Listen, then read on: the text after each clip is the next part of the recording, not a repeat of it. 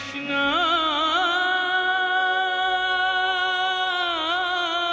तुम मुझे इधर उधर मत ढूंढना, कहाँ ढूंढना।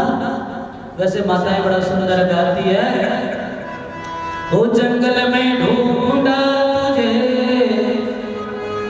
मंदिर में पाया है।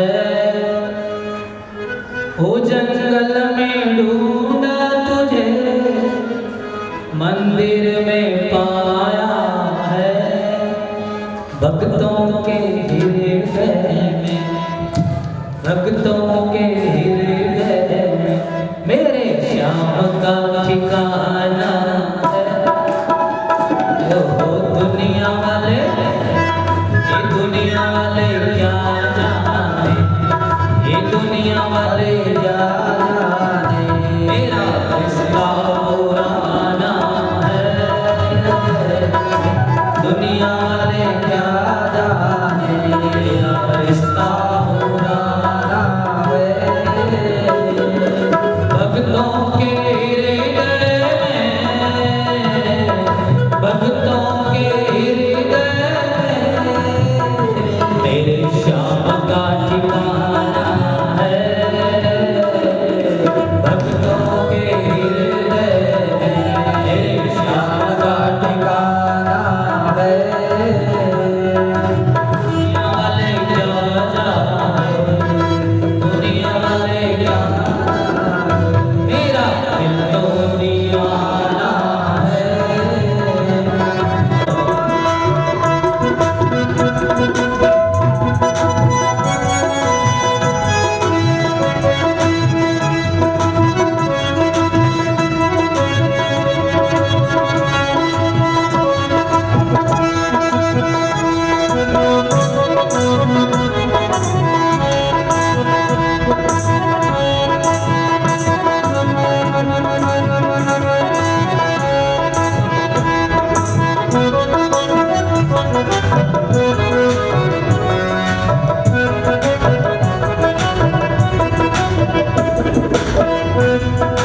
सूरज में ढूंढा तुझे,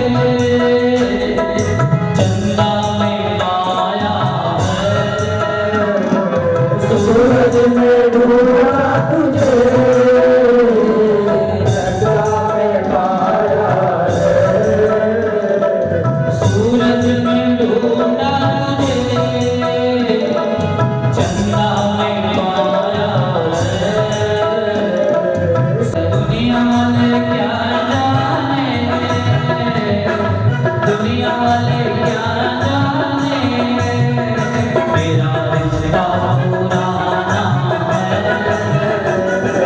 दुनिया वाले क्या जाने, मेरा रिश्ता पुराना है। दुनिया वाले क्या जाने,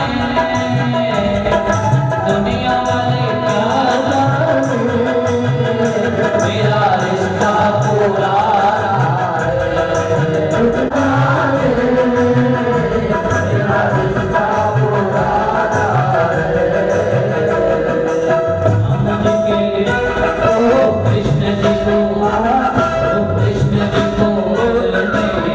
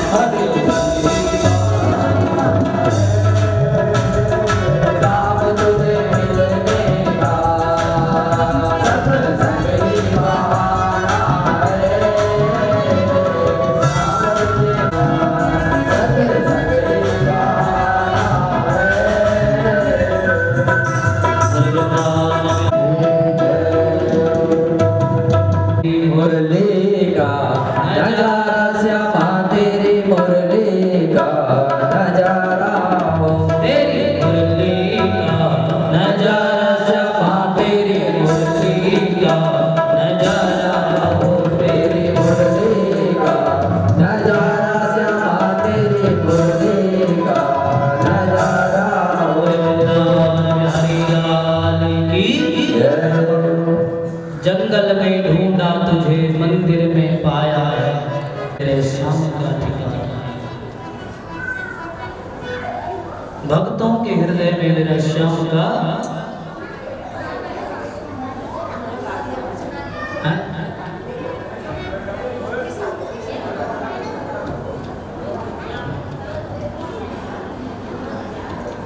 बोले वृंदावन बिहारी लाल की।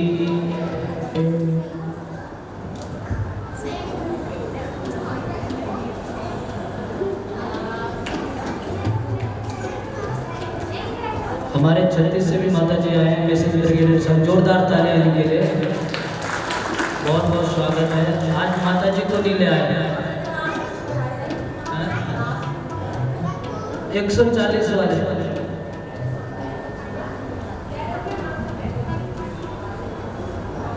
वो कल की तैयारी में लगे। कल यहाँ पर कृष्ण जन्म की कथा होगी और कृष्ण जन्म उत्सव मनाया जाएगा। आप सब लोग अधिक से अधिक संख्या में आना। कल की कथा है कृष्ण जन्म की। और पीले कपड़े पहनना और पीले काले सब, क्योंकि काला रंग भी भगवान को बहुत प्रिय है। एक बार हिमाचल में हमने बोला पीले और काले पहन के आना, तो 25 लोग काले बन के आ गए और बहुत अच्छे लग रहे थे। पीले लोगों के बीच में बहुत ही अच्छे। भगवान कल कृष्णोत्सव चौथे दिन की कथा में कृष्णोत्सव मनाया जाता है, तो कल अधिक से अधिक संख्या में आना। थोड़ा थोड़ा माखन भी भोग के लिए लाना, माखन मिश्री टॉफी वगैरह जो भी है, आपको जो भाव अच्छा लगे ले आना। बोले वृंदावन बिहारी लाल की। तो भगवान जब अपनी स्वधाम जा रहे थे तो भगवान ने उद्धव को कहा मैं तुम्हें भगवान इस कथा में दिखूंगा। जहाँ भी तुम हमारी कथा को सुनोगे, जो भी श्रोता हमारी कथा को सुनेगा, वहाँ उनको कृष्ण दर्शन होंगे, वहाँ कृष्ण के दर्शन होंगे। भगवान ने जाते जाते सबको पूछा,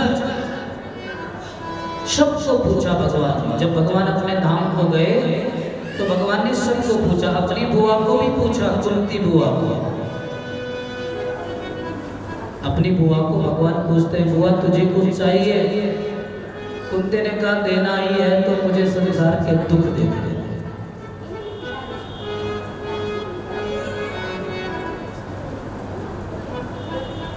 देना है तो मुझे संसार के दुख दे दे। भगवान कहते बुआ दुनिया मुझसे सुख मांगती है, कैसी बुआ हो तुम मेरी, तुम मुझसे दुख मांग रही हो। ये बुआ कहती है सुख के माते सिल पड़े, जो हरि नाम भुला। क्या कन्वे ने सुख को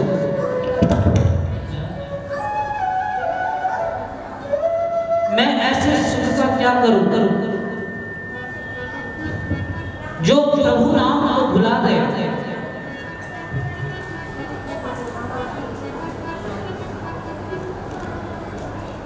सुख के माथे सिल पड़े,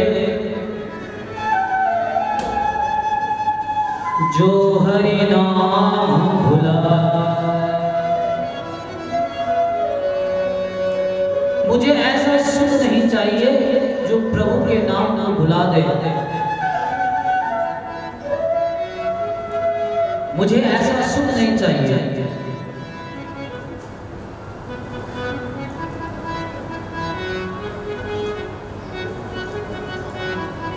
ऐसा सुख हमें नहीं चाहिए। भगवान ने कहा बुआ आज के बाद तुम्हें कभी दुख आएगा ही नहीं, आप मुझसे ऐसा क्यों मांग रहे हो? तो ये बुआ कहती है कि जब जब कोई दुखी होता है तब तब तुम उसको दर्शन देते हो। जब जब तुम दुखी होते हो तब तब तुम उसे दर्शन देते हो। स्वधाम भगवान जा रहे हैं, सभी को कुछ ना कुछ देते हुए जा रहे हैं। कुछ ना कुछ भगवान देते हुए जा रहे हैं और हमारे यहाँ भी भगवान कुछ ना कुछ देते हुए जाते हैं। कभी भी भगवान का जो ये दिव्य कथा है, आयोजन है, कोई भी भगवान के कीर्तन है, यहाँ भगवान हमें कुछ ना कुछ देके जाते हैं और हम लोगों को यहाँ चढ़ाना है तो केवल अपने अवगुणों को चढ़ाना है। जब भी हम किसी कथा पंडाल में जाएं, जब भी कहीं पे जाएं, तो हमें अपने अवगुणों को चढ़ाना है। क्या चढ़ाना है? अपने अवगुणों को। भगवान से मांगने की आवश्यकता नहीं है, भगवान से मांगने की आवश्यकता नहीं है। कभी भी भगवान के भजन को हम अगर निस्वार्थ भाव से करते हैं, गाते हैं, दान देते हैं, तो भगवान हमारी हर मनोकामना पूर्ण करते हैं। और जाते जाते भगवान ने भीष्म पितामह के भी दर्शन किए। पांडवों का जो ये राजपाट है, ये तो परीक्षित को सौंप दिया और ये परीक्षित जब परीक्षित को सौंपा तो परीक्षित ने ये राजपाट खूब चलाया। भीष्म पितामह को जाते जाते भगवान कहते हैं, पांव की तरफ भगवान खड़े नहीं हुए, सिर की तरफ। भीष्म पितामह बाणों की सैया पर लेटे हुए और ये सब लोग अपने अपने धाम को जब जा रहे हैं तो ये भीष्म पितामह कहते हैं, द्रौपदी, पांच पांडव, भगवान सब साथ जा रहे हैं। ये पांचों पांडव हमारे बद्रीनाथ की यात्रा पे निकल गए और बद्रीनाथ से इन्होंने स्वर्गारोहण की यात्रा प्रारंभ की।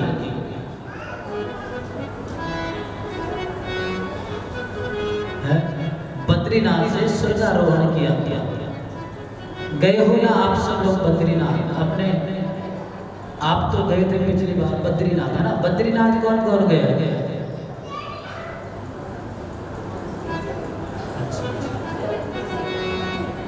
बद्रीनाथ से 3 किलोमीटर एक गांव आगे है जिसका नाम है माणा, नीति माणा।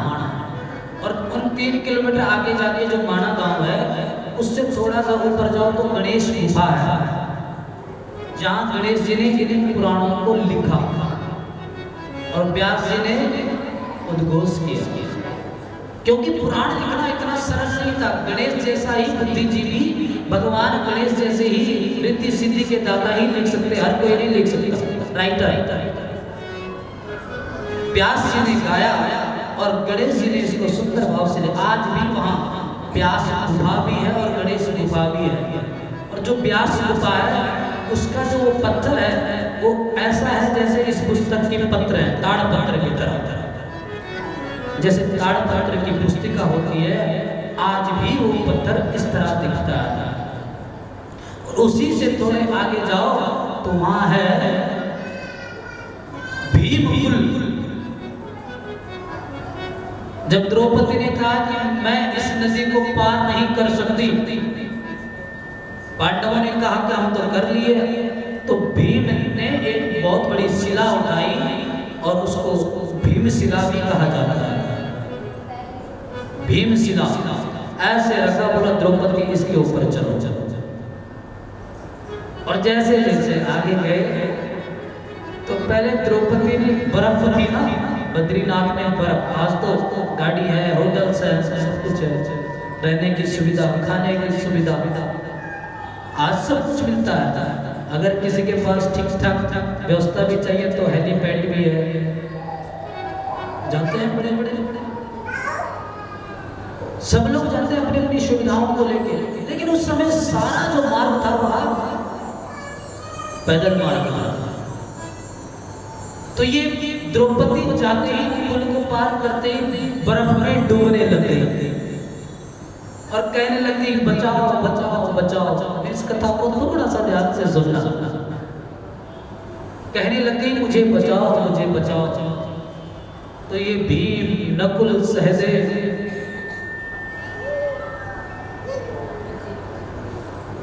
ये कहने लगे हम क्यों बचाना, हम तुम्हें क्यों बचाएं? आज तुम मर रहे हो, तो अगर तुमने इतना प्रेम हम सबसे किया होता तो हम तुम्हें बचाते। देखो यहाँ भी अपने कर्म, देखो मरते समय कर्म याद रहते। द्रौपदी तू पत्नी तो सबकी थी, पांचों पांडवों की, लेकिन प्रेम केवल अर्जुन से करती थी, इसलिए तुम्हें अर्जुन बचाएगा, हम नहीं बचाए तुम्हें। और इतने बोलते बोलते वहां पे द्रौपदी के प्राण, और वहां पे आज भी द्रौपदी मंदिर है। पुल को पार करते ही द्रौपदी, जैसे जैसे ये पांडव आगे गए, सब एक पांडव वहां पे, भीम, नकुल, सहदेव, सब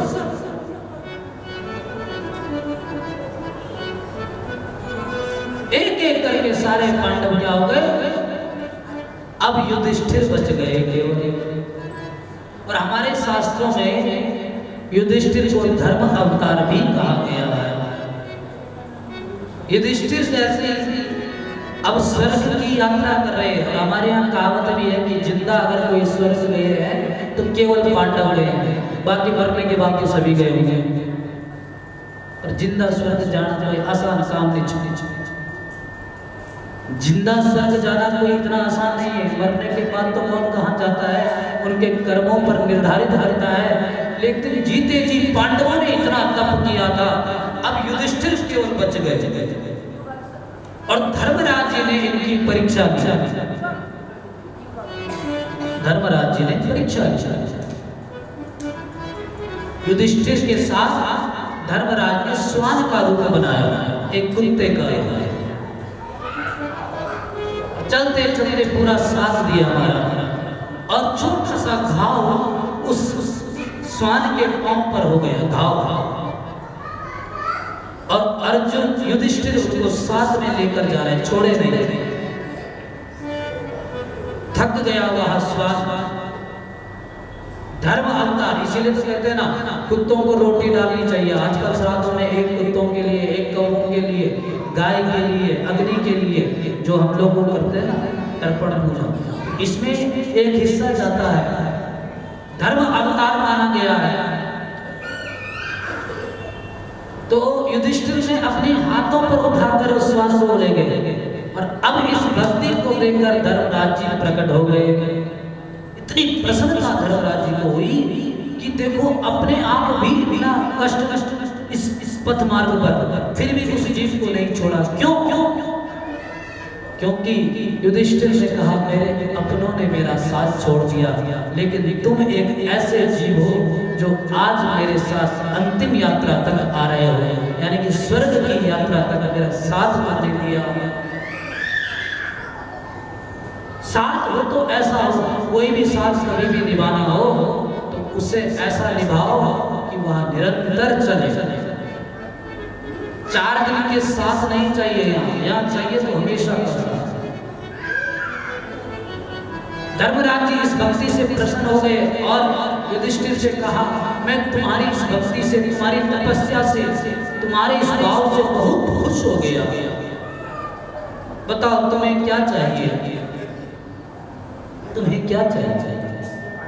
युधिष्ठिर ने कहा मैं अगर स्वर्ग जाऊंगा तो मेरे साथ मेरे भाइयों को भी जीवित कर दो, उन्हें भी मैं स्वर्ग ले जाना चाहता हूँ। और आज भी ये कथा बहुत विख्यात है, ये कथा सारे ब्रह्मांड में विख्यात है कि जिंदा अगर धरती से कोई स्वर्ग गया है तो केवल 5 पांडव हैं। इसलिए जीवन में ऐसा कर्म करो कि स्वर्ग के द्वार अपने आप खुल जाए। बोले बद्री विशाल भगवान की। और बद्रीनाथ से ही ये पुराण आए हैं हमारा, वेद पुराण उपनिषद शास्त्र। 2000 जब हमने ये पहली कथा यहाँ पे की थी तो मैंने एक भजन भी गाया था यहाँ पे, अपना पहाड़ी है कि 5 पांडव गए वक, 5 पांडव गए वक, शीतल द्रौपदी को साथ। हमारे यहाँ जो गांव का बहुत बड़ा सेट होता था, जब कोई या जैसे मतलब यहाँ पे अपने लोग कहते हैं कि लेयर वगैरह एमसी जो भी है, तो ये तो सारे इंग्लिश के वर्ड है। पहाड़ों का वर्ड है सयाना। आज भी हम जब डांटते हैं बच्चों को, पंजाब में मैं गया, बड़ा सयाना बना रहता है, तो सयाना जो शब्द है वो है बड़ा तेज, गांव का श्रेष्ठ, बड़ा, सम्मानित, प्रतिष्ठित, प्रधान, इस शब्द को उनके लिए कहा जाता है। तो हमारे यहाँ का एक सयाना था, वो अपनी सयानी को कहता था चल सयानी तिमलो धानी असुबा तेरी नाथ, चल सयानी तिमलो धानी असुबा तेरी नाथ, बद्रीनाथ को ठंडो पानी, बद्रीनाथ को ठंडो पानी, हाथ धरला हाथ, चल सयानी तिमलो धानी असुबा तेरी नाथ, चल सयानी तिमलो धानी असुबा तेरी नाथ, बद्रीनाथ को ठंडो पानी। पिया है कभी बद्रीनाथ का जल? लेकिन जो लोग ठंडे पानी से नहीं नहा सकते उनके लिए गर्म कुंड भी है, गर्म कुंड भी है। बद्रीनाथ को ठंडो पानी, बद्रीनाथ को ठंडो पानी, हाथ धरुला हाथ, चल सयानी तिमलो धानी असुबा तेरी नाथ, चल सयानी तिमलो धानी। हाथ खड़े आपको भी ले जाएंगे जब बद्रीनाथ में कथा होगी। चल सयानी तिमलो धानी असुबा तेरी नाथ, चल सयानी तिमलो धानी असुबा तेरी नाथ, बद्रीनाथ को ठंडो पानी, हाथ धरुला हाथ, चल सयानी तिमलो धानी।